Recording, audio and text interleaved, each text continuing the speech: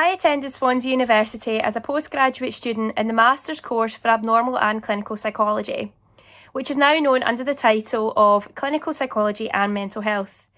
This was a year-long course which ran from September to the following September. When I first applied to the course, I had some idea of what to expect, having already undergone the academic process of an undergraduate degree in psychology in Scotland. I knew this course was going to be a big step up and a lot more intense. I also knew that there was going to be a lot more expected of me, and that was actually made quite abundantly clear during the introductory classes at the start of the year. There is a lot to be learned though from a postgraduate, and most of this can actually lie outside of the contents of your lectures. Things are taught indirectly to you through the work you do and the work you put in. But that being said, one of the major benefits of a master's, particularly the top one like I did, are the lectures. A psychology undergraduate leaves you with a very broad understanding of psychology. There are so many avenues that you can go down if you study psychology, such as animal behaviour, social psychology, and of course clinical psychology. The downside of this is that you may not get the most detailed experience in the specific area that you want to go and further study or work in a career in. This is when a degree like a Master of Science comes in handy, as they are so much more focused on the area you're interested in.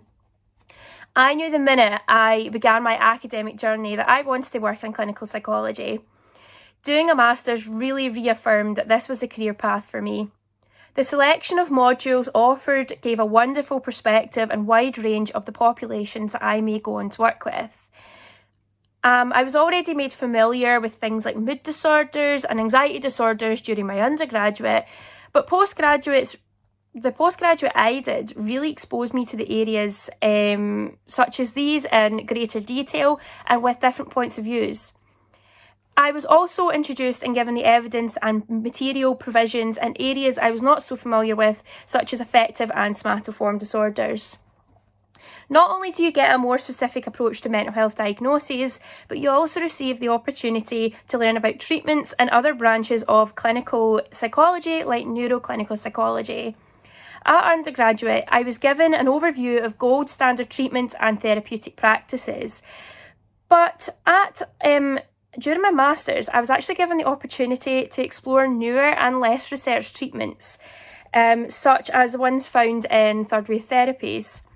Being given the opportunity to learn about the theoretical side of these theories, as well as the aforementioned other treatments and mental health diagnoses, really helped to build upon my knowledge within clinical psychology. Masters do tend to be more focused on the theoretical side of clinical psychology. This is highly beneficial, I find, however, to moving forward in psychology, as learning about how things work, where they come from, where they've originated from, and the default settings within clinical psychology really supports your adjustment to real life practices. For me, I like to know how things work and understanding how something came to be before I go on to enact the practical side of the area that I've just learned. This isn't always possible in day-to-day life, but it's always amazing when you get that opportunity, and I really believe a master's helps to build upon that. As I mentioned, there's a lot to be learned that isn't just in the lectures materials.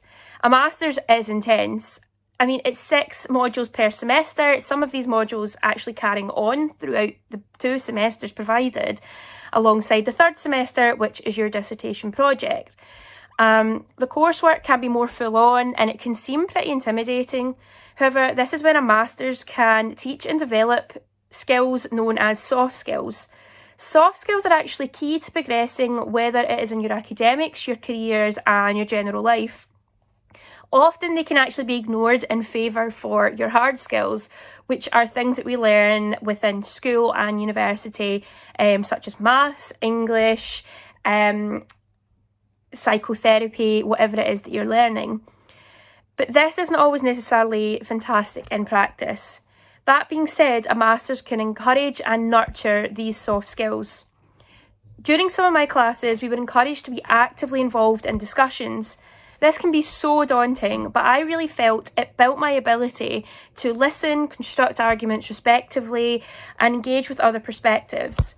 It also grows your skill in speaking in public, particularly to academic peers. This is a useful skill to have, and one in which I found to be of great use in developing connections, being selected for placements, and meeting with potential dissertation supervisors. Such soft skills are important in creating these relationships. A master's can also lead to an increase in your workload, as I have mentioned, and thus your responsibility to be proactive is essential.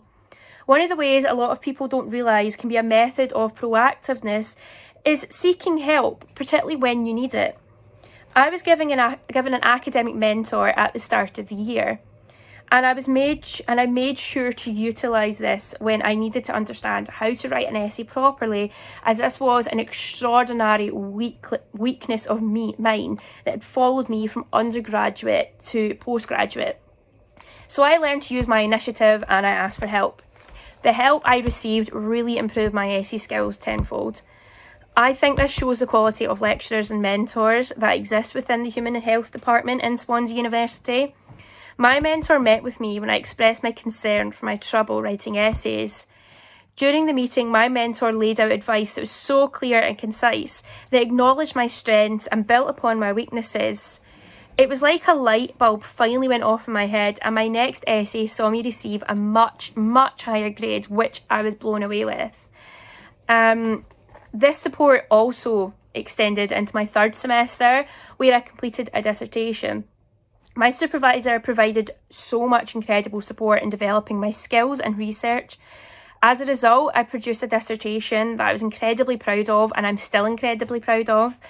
My supervisor was so incredibly encouraging and carried such enthusiasm in our work and in my work that I was very, very excited to get started on my research. I always left dissertation meetings very supported and feeling very supported.